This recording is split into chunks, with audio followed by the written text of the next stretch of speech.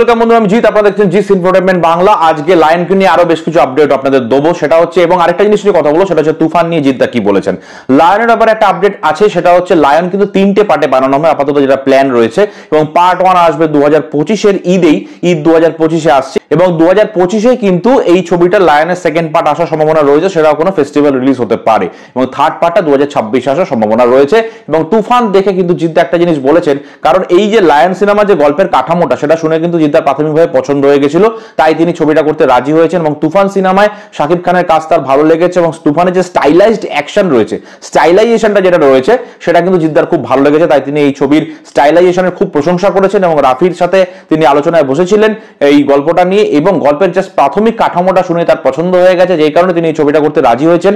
এবং এখানে বিনোদন ভরপুর থাকবে, এবং দুই বাংলার লোক যেটা আগে দেখেনি সেরকমই কিছু এই ছবিতে থাকতে চলেছে, সেটা কিন্তু রায়হান রাফি জানিয়ে দিয়েছেন।